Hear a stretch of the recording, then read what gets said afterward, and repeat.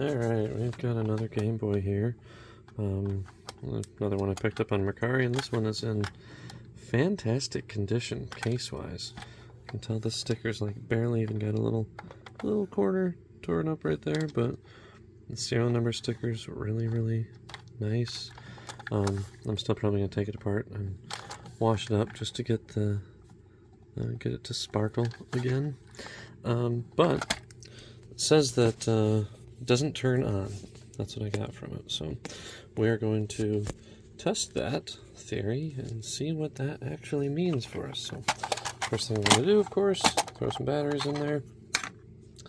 And we will see what doesn't turn on actually means. I've been getting really optimistic when I see that, because I feel like a lot of times it really just means that I've got to clean off the leads or the contacts for the game. We're going to try without a game, see if we get a light at all. Oh, we got a light. Oh, that's a good sign. I don't know if you can tell without having a game in there. There we go. Aha! Well, let's see if it reads the game. Definitely see there's some screen damage to it already.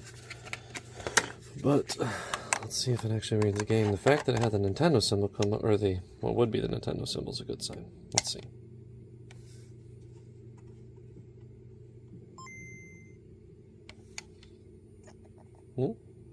Interesting.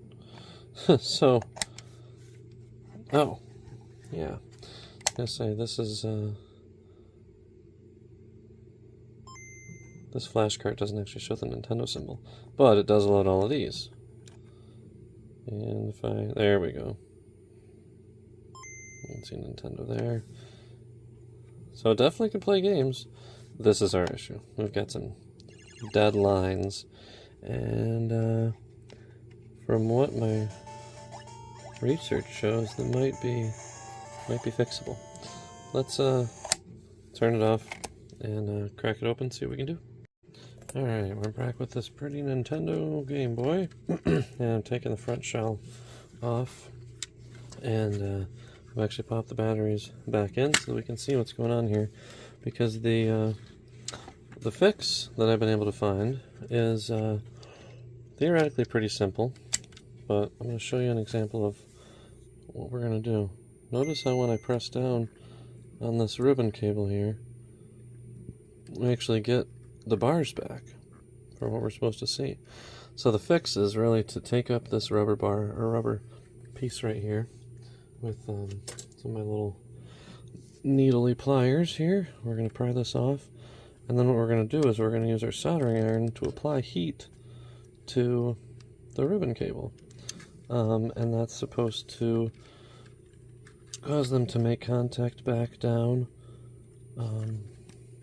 below, and we're supposed to do this with it on so that we can see where it's actually making contact. So it's right here, and I imagine that what's actually going on is there's breaks in the ribbon, and all we're doing is really just melting it back together. I'm going to try looking at this on the microscope while my soldering iron is getting heated up here. I don't know if I'll really be able to see anything. Actually looks like this little ribbon is just kind of stuck on there. There's a view of it. Not much to it. And I don't really want to take it all the way off. But from what I've read and seen, we take your soldering iron to 450 Fahrenheit, and then we gently start to heat it up.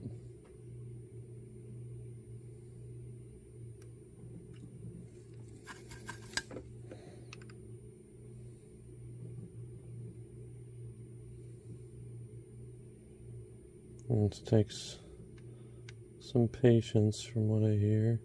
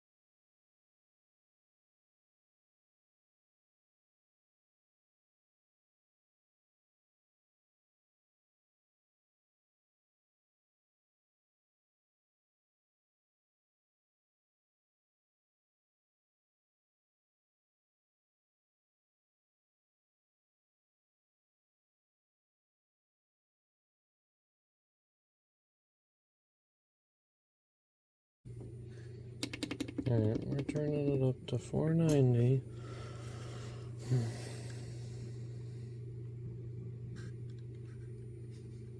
We're so close.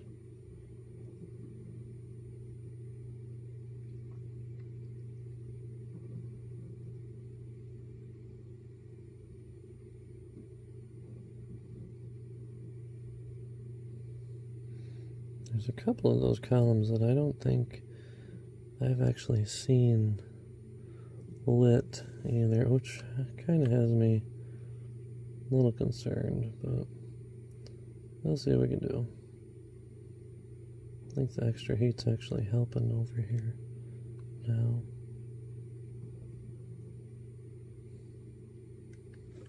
One video I was watching was saying trying to do 500.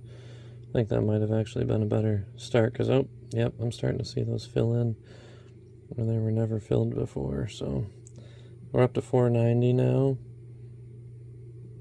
This is looking a little bit better already, I feel like.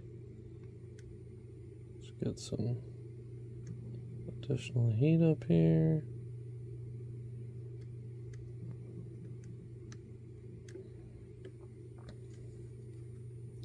We're gonna let that cool. Oh yeah.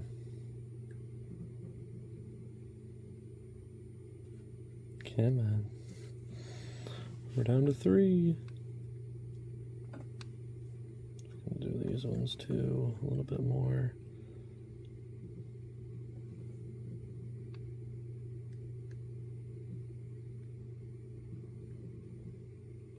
All right. Well, looks like more heat was the answer. Still got that vertical line there. Just add a little bit more. I'll let it cool here, see if that goes away. Don't add too much heat. Come on. Hold. Hold.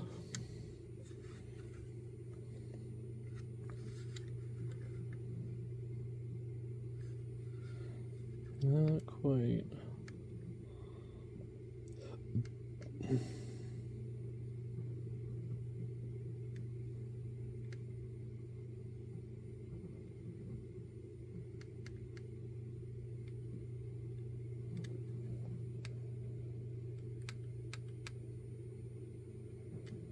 Oh, come on.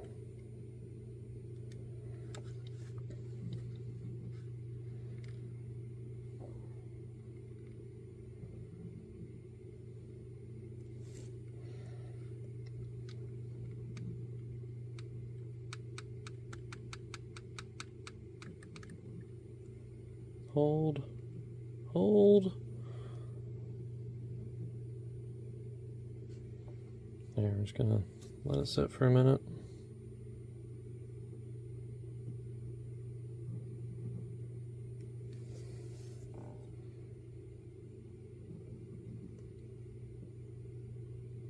Come on.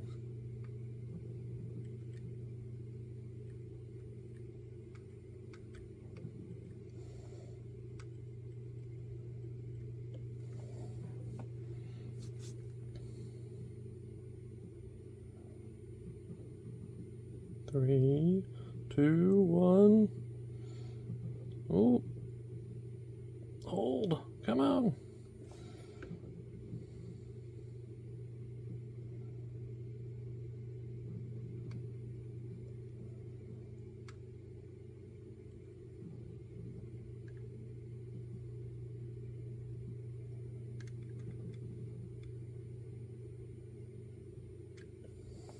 Oh, hold.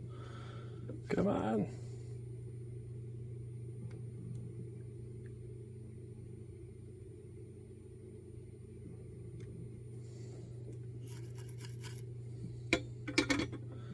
Hold. Hold. By George, I think we've done it. Ah, of course I spoke too soon. Almost there.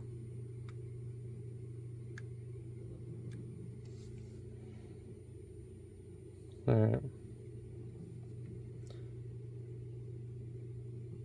Okay. Now I think we've done it.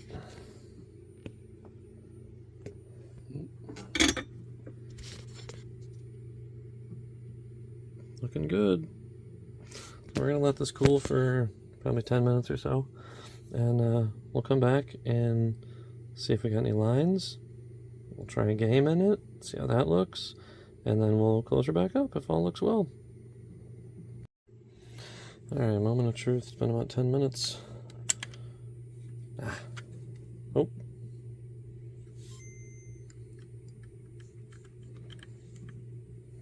Interesting.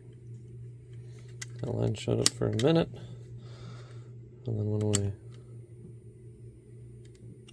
Okay, let's try again.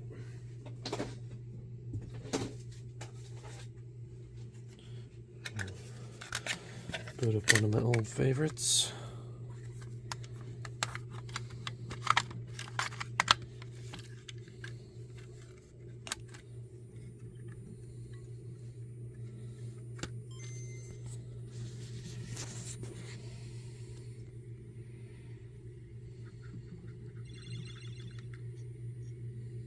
It's looking good. All right. I think we're in good shape here. Time to power off and get her back in the case. One thing that I've got to do first is take the little rubber strip here.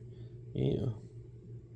We'll see if that'll stick back down or not without any assistance. Just like that. Make sure it doesn't mess up our line.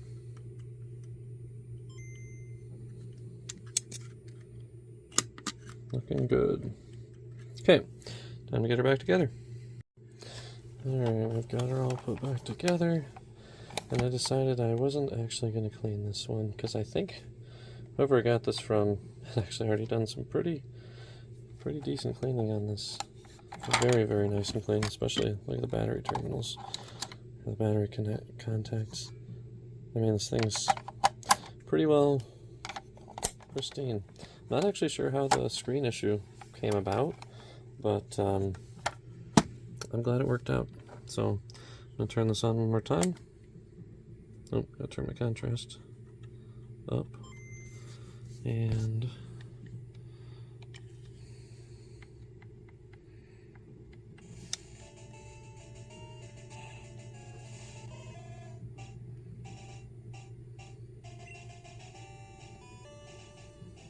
alright. Just do a quick button check. Alright, it's looking good. Well, until next time, thanks for watching.